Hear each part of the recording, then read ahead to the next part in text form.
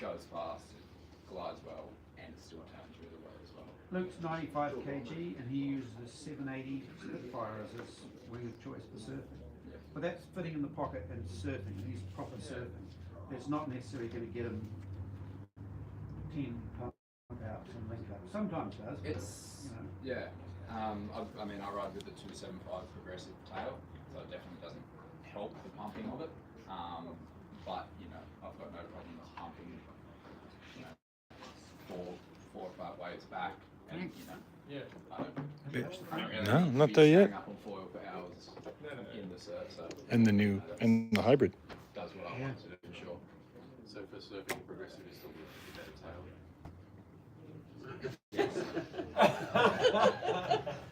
That's a low. I mean, what I really want is a thinner, stronger progressive. That'd be a great idea, wouldn't it? Watch this space. I'm working on it. We're tweaking something. Yeah. One thing we haven't touched on, I just kind of got carried away with everything else, is the Frank board and the blast and the hybrid. So kind of running out of time with pizza getting on everyone's mind, but I'll whiz through the Frank board a little bit. So Go get it. this is a Frank 110. And which is the front, which is the back? Well, that's the front. Oh, okay. First thing to point out is this is Frank, F-R-A-N-K. Ah, A lot of people don't get that. Once you've seen it once, you can never unsee it. Look at it for a while, you'll see Frank. Yeah. Relax your eyes. Yeah. It's a great graphic. So when we were in Maui last year, one of our team riders over there, Pace, he was riding a Frank board. That was the first one I saw, and I remember we all got to the beach and looked at it. You just you walk around it from every angle. It was beautiful. I can shape boards. I've spent my whole entire life shaping boards, and I could do something similar. But I really liked what he'd done, and I met Frank and really got on well with him. He was a great guy, and I kind of had the idea that we could work together and do something together. And he was totally focused on downwind stuff and building beautiful boards, and a lot of the top guys in Hawaii were using his boards. But not so much in Australia, not so much in Europe, not so much anywhere. So I said, look, why don't we work together? You can help us with our team riders that need boards and get things going. So started working together, and he built boards for a bunch of our riders around the world, and they all loved it, couldn't believe how much better it was. So I took him to China, took him to our factory there, and we built, I think it was about 18 boards in a week. And at the end of the week, I remember taking some photos of him. We were putting the deck pads on, and he was just blown away that they could be built so quickly and built so well. We basically supervised the building of the boards, and they were, he's in pounds. We said they were 1 pound heavier than what he could do himself. So, you know, really, really good weight. And he basically taught them how to do the laminating, how he wanted it done.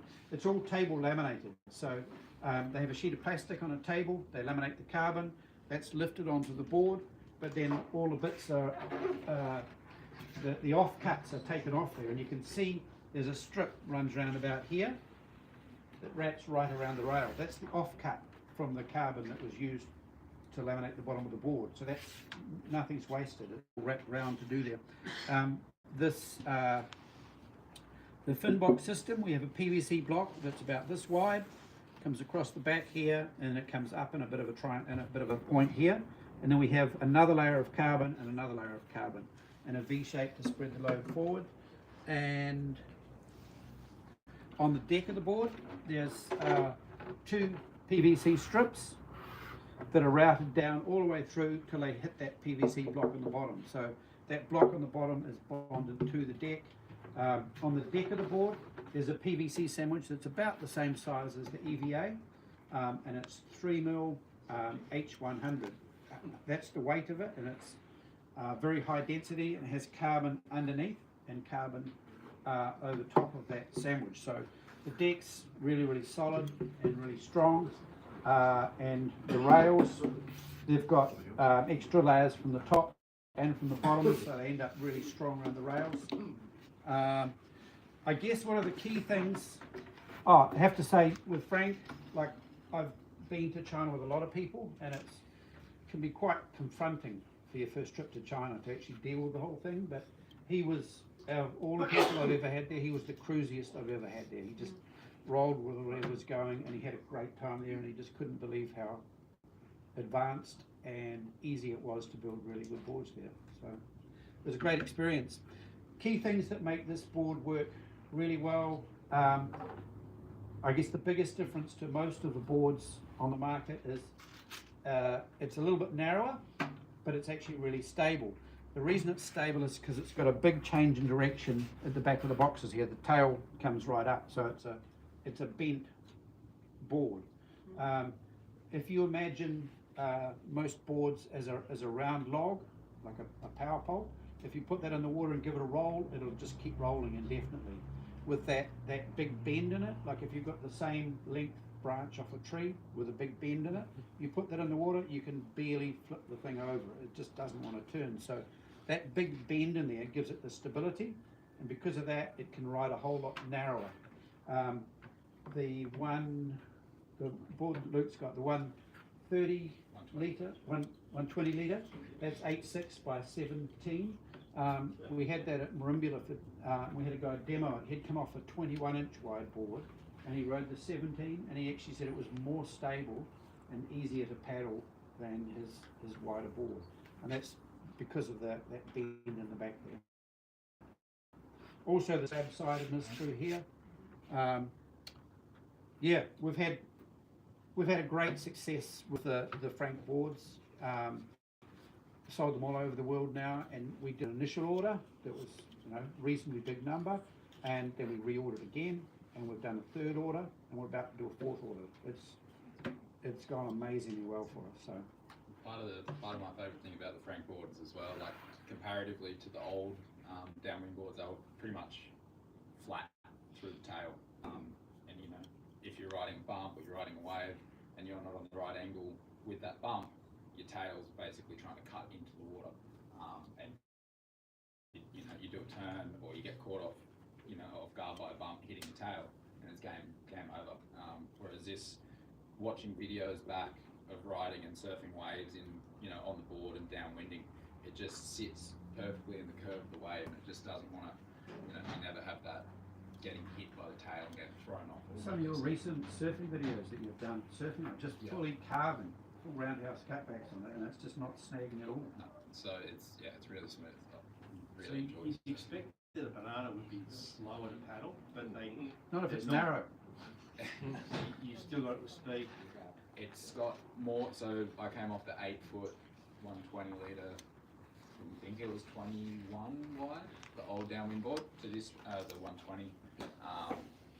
And I think we were talking today, paddling out for a downwinder, everyone would leave me in the dust. I'm going, what the hell's going on? Paddling, hopped on this thing, and all of a sudden, it just carries board speed through the water. It just slips through it. And A lot of guys that have ridden it for the first time too, though, it's just bouncing up and down. I went to Melbourne and went to Torquay, and Jeff Rowley had a go of it, and he was paddling it up for the first time. He said, it's bouncing on it. Every time he bounced and paddled, it would actually drive forward, just bouncing on it. And that's because of the tail shape in there. It just drives it forward and helps it get up on the foil easily. Great boards. Yeah, they look amazing. Quite different. I think in a year or so from now, that everything will be looking more like that. The last board,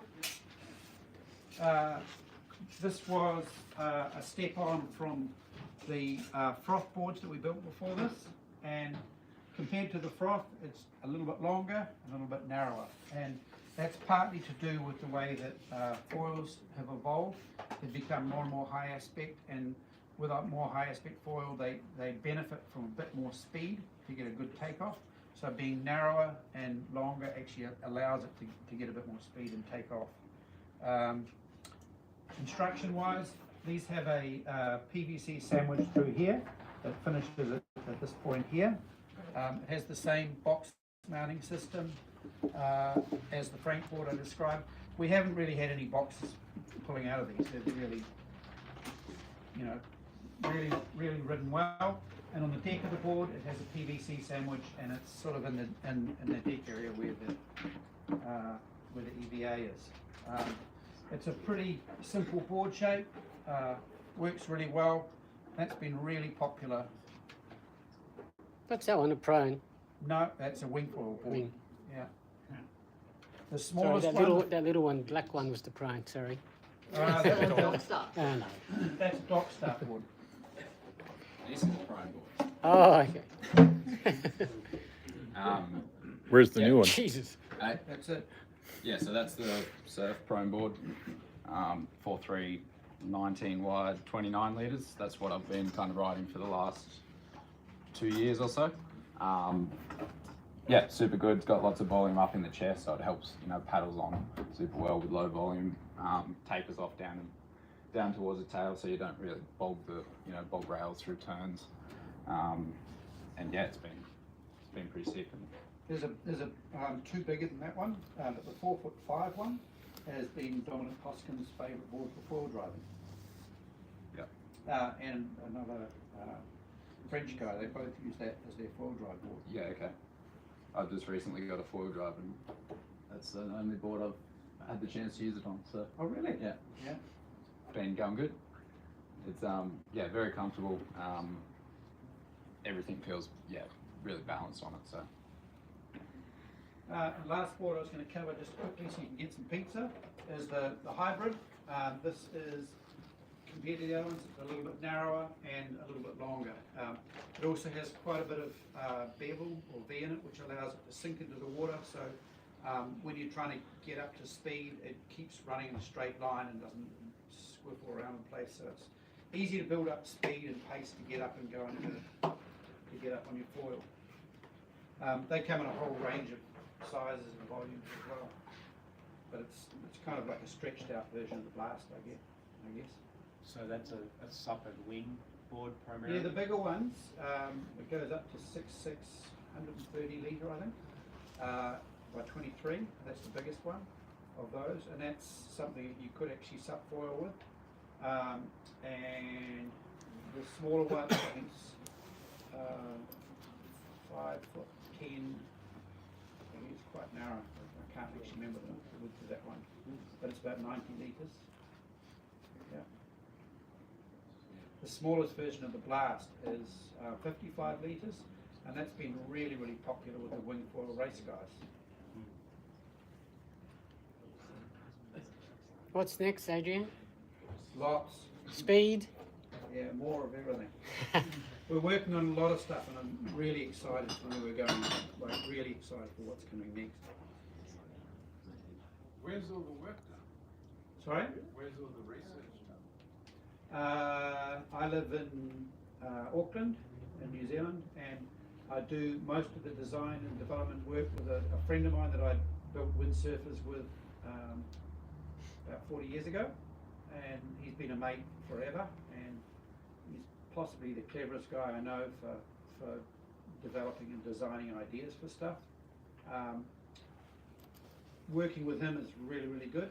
I spend a lot of my time traveling around the world, so I have a lot of input from people around the world, and I actually take the idea and I take it to China and actually work out the construction and make it into a product. So I might be a bit useless by myself, he might be a bit useless by himself, but together I think we do a great job of pioneering what's coming next. We try and question every single thing we do, so instead of looking at what someone else is doing and just doing another tweaked version with a different logo, we try and have original thinking for every single product we do and how we develop it. So to stop yourself going mad, you must I go fishing. But you'd have to be batching that process of refinement and development. You couldn't be just doing that continuously. You must have, No, pretty much it's continuously. it's continuous. It's a little bit of obsessive, I would say, but it's, you know. So I you're not waiting for a 2026 release of it. We don't have release dates that we're going to try and fit everything by this date. Yeah. You know, we develop the product until it's done, And when it's done and it's ready, we release it and send it out. We don't rush for a particular date to try and achieve anything. Yeah. It's one of the cool things I think as well, just quickly, is like, you know, there's forums and nights like this where you can ask Adrian questions and, you know, people request a certain wing all the time.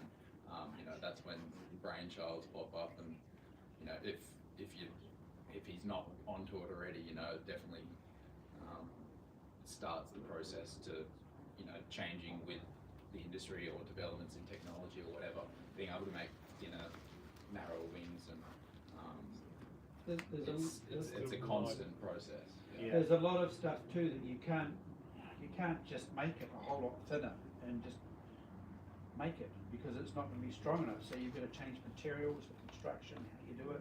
Everything's connected, Like and you say, trying to it's a- make everything Yeah. work is a fascinating process. It keeps me entertained. How many foilers are there in the world right now? I'm more interested in trying to work out how a foil works and what's coming next than how many foilers are up So there. you've know. got no idea what the No. market size is? No idea. And where's the major, like, where's the big growth happening in the foil? So I can only talk about Not the US. Axis, because that's what I know, and I Sure. think that we're reasonably strong in Australia and New Zealand. We've been pretty successful in America, and North America and South America.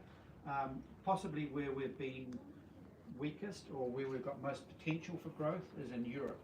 And we've done a lot of work there recently, and we have a lot of team riders in Europe as well. And I'd like to think we can do a whole lot more business in Europe, and that's something we're working on. I've done a lot more, you know, I've done quite a, I do an event in Crozon, it's a downwind race. I did the boot trade show in Dusseldorf, and we've done a lot more stuff in Europe lately, and there's more to go with that, to develop that. So that's geographic growth, but what about discipline growth? Is it the We wing try foilers that are leading the way, or is it the proners? So all of those different disciplines, everything we learn from this discipline actually crosses over to this and crosses over to this. We've done over a year's work on a wing foil race project. Yeah. Still working on it, it's getting pretty close. But the stuff we've learned on that, we've basically pioneered a completely new foil section. And that's kind of interesting, because foil sections, that's basically what makes the foil work. In the past, you know, I told you about the graphs that you were trying to achieve. There's thousands upon thousands of foils online. You can go to Airfoil Tools and you can look at all these different foils. And then you can take any one of those foils and you can get the polars for it, which gives you a quick snapshot of how that might work.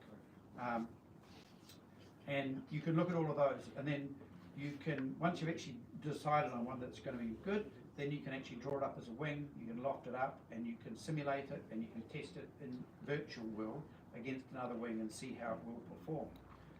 On top of that, you can also morph foil between this foil section and this foil section. You can get, you know, 66% or 30%, you know, somewhere in between, or anywhere you want in between there, trying to do a foil. I feel like we've actually run out of published foil sections, and in between foil sections, they're actually going to drive us forward. So in this wing foil race project, we've actually started developing our own foil sections a lot more. The Art V2 was actually a foil section that we did ourselves. It's not a published foil section. But I think going forward, an understanding of how to develop foil sections that work is going to be what makes it. And we've pioneered some ways to actually try and design a new foil section that has benefits and achieve what you're trying to achieve with that. That's going to be quite breakthrough for us, I think. Are they going to get quicker and quicker? It depends on what you're trying to do with it. Racing, I'm talking about racing. Oh yeah, for sure. Yeah. What's the sort of theoretics you're looking at the moment? Have you got any idea? The guys that are racing our prototype wing foil setup, they're hitting around 33, 34 knots. No. I saw a French guy hit 41 knots. Yeah, tiny little foils. Yeah. So with a smaller foil, you can go a whole lot faster. it's not going to go upwind with the down. Yeah. So for a wing foil race, you've actually got to go upwind and downwind. So it's getting a balance to work with that. But a lot of the stuff we're learning with that wing foil race project, we're working with some a lot of tow foil guys, Matt Esteban, Matt Davies down in Sydney, and crazy what those guys are doing. And I think we're only just touching on what that can be. And those guys want to draw crazy lines on massive waves. And there isn't a foil that actually does that yet. And it's taken quite a long time to get the stepping stones in place to actually achieve what we want to achieve with those. Some more dumb questions? Good questions? No, I just had to. It's funny. Can I have to get my checkbook out? It's funny how the wing foils have caught up to the windsurf foils, because the windsurf foils were Yeah, originally crazy, eh? fastest. Yeah. And now the wings, I'm not sure what the top speed for the windsurf foil is, but I think it's on par, 41 knots or Yeah. something like that. Yeah. Around the course, they're actually not that different anymore. Yeah. They had the moth worlds in New Zealand recently, and had 120 moths, which is a record for the moth worlds, and it was raced off Manly. And one of our team riders, Costa, he was going out and racing against him, and he was actually doing pretty good. He wasn't winning, but he was pretty good against the moths. And we looked into the rules, and technically he couldn't be booted out of moth racing. Well, if you look at the GP foils, what they're doing, it's amazing. It's Yeah, amazing. yeah. Do you reckon there will be some sort of a crossover with that sort of way of doing a foil? Or? Well, they've actually come more toward. So that's really an interesting point to make, and that is that a yacht, I've always said, is an argument of forces, and when they're all working together, it drives it forward. Whereas with downwind foiling or winging or whatever, it's a whole lot simpler, because there's less levers and ropes and pulleys and whatever to try and straighten it out. Like on a catamaran boat, when the mast is, the wind pressure on the sail is trying to tip it over. So you've got a foil that's trying to lift, and you've got one that's actually trying to hold it down. And you've also got a pitching moment this way, so you're changing and controlling all of that with it. Whereas on this, it's so simple. Like, you've got to be balanced, it's got to work. If it's not in balance, the whole thing falls over and stops. So I kind of like the way that this works, because it's a whole lot more simple. Completely different. So sure, there's some lessons from both, but there's also a lot of stuff that's different. You mentioned foil sections. Yep. In between, if you did some comparison or analysis between like PNGs, the flyballs, etc. Yep. And you went from the centre of the wing out to the wingtip and did all the foil sections, are you generally having the same foil section ratioed out to the tip, or is it Frankenstein? Generally, but we are sometimes adding a little bit more in the middle of it, Yeah. just from a structural point of view, because the whole thing's bolted onto the fuselage at that point, and the wing wants to just bolt in half. So you've actually got to generate some stability through there. So you're doing that sometimes with cord, which gives you more thickness, but also sometimes there's a thicker percentage as well. But the wings also have a certain amount of twist in them, in the wingtips as well. And where that's put in and how that's put in is really critical to it as well. Is there any plans in the future regarding your masts? Because I ride the aluminium because I can't afford the carbon. Is there any way, like you know what I mean? We're doing a lot of work with that at the moment. We've made some really good breakthroughs on masts, and there's a lot of stuff happening with that. But not getting higher up, getting lower down. I mean, Yeah. I don't want to pay $6,000 for a mast. So we're working on exactly what you're talking about, trying to work out how to build a mast that is Fantastic. really, really stiff and not too expensive to buy. It's not going to be the super high performance one, but it's one that's a really good mast. I mean, with the same flex as the aluminium, because I don't have a problem with the aluminium. No, we can do better than that. So the aluminium mast is so. I don't know how much more you can cope with, but I can talk about masts. It's all right. Yeah, but you are doing something anyway. Everyone grab pizza and then we'll keep going. No, but you are doing something towards that, which is good. We've done a lot already, and we're Oh, doing I'll a wait lot for of that, development for with sure. Yeah. Because I want to go to carbon. Do a side chat. Yeah. you know. And I didn't know about this mast, by the way, and that was 6 months ago. All right, that's good. Thank you. Yeah. Thank you, Adrian. Thanks, David. Like I said at the beginning, I try and break it down so you can get an understanding of foiling, and then if you can understand it, I think it makes it easier to try and work out what your magic setup you're trying to achieve is and make that happen. That's great. Thank you. Cheers. Thank you. Yep. Magic setup, standing in the pool.